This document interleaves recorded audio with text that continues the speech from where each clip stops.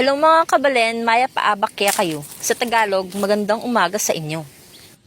For today's video, samahan niyo ako magdilig ng mga halaman. Dito sa aming greenhouse, magdilig tayo ng balasenas o sa Tagalog ay talong. Inutusan nga ako ni Mama na magdilig ng mga halaman naming talong.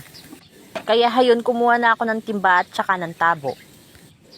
Sabi ni Mama, kuha na lang daw ako ng tubig sa kanal o kaya sa paligi.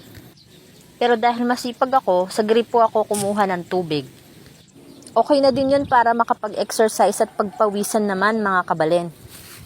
Masarap kasi yung talong mga kabalen, lalo na yung torta at saka yung adobong talong na specialty ko. Naku, pag natikman nyo yun, makakalimutan nyo yung pangalan nyo, tsaka yung birthday nyo, tsaka yung address nyo. In short, magkaka-amnesia kayo. Charis!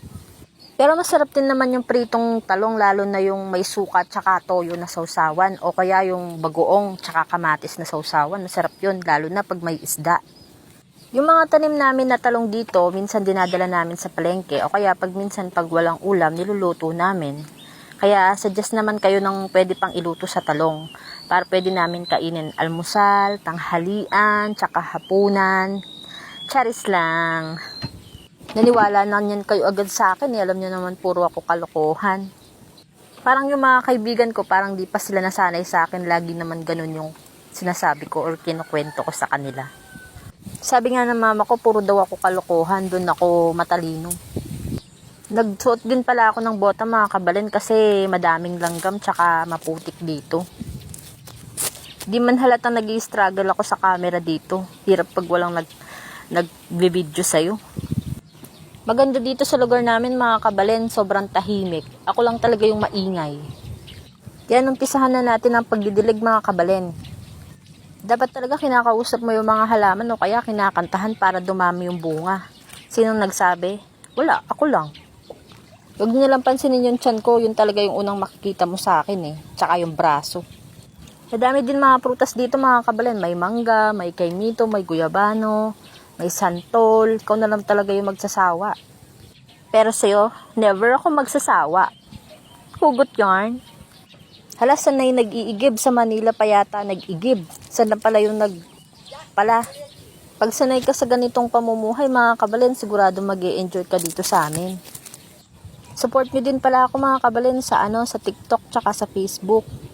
Support nyo din pala yung video na to. First time ko lang mag-mini vlog, kaya pasensya na. O, diba? Sayawan nyo pa ang mga halaman para dumami yung bunga. Wala nyo ko nung sinasayaw ko dyan. Oh my God, sana niniyan, ting ting ting tang tang ting tang ting ting ting tang tang tang. Sana ay na everything. Ting ting ting tang tang ting tang ting ting ting tang tang tang. Sensya na mga kabalan, low budget kasi tayo, wala tayong audio, kaya sariling sikap na lang.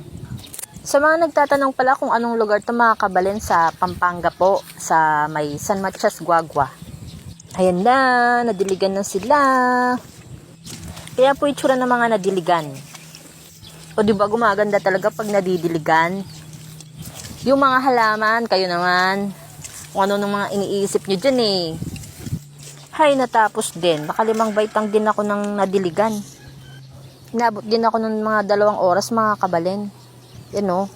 Yan lahat diniligan ko. O, diba? Natapos ko din. Okay, gandang pagmasdan. Yan ang itsura ng walang dilig. O, diba? Di ko alam kung mukha akong bagong gising dito. Mukha akong lasing. Pero pinagpawisan na din naman ako. Gusto niyo ba makita yung greenhouse namin? Ayan, papakita ko sa inyo. Yung ibang mga talong may malalaki na, may mga bunga na. O yan, di ba? Sa susunod yung sa greenhouse naman sa mga lettuce yung ipapakita ko sa inyo mga kabalen. So ayun nga mga kabalen, hanggang dito na lang po yung video. Salamat po sa pagsama. Hanggang sa susunod. Thank you.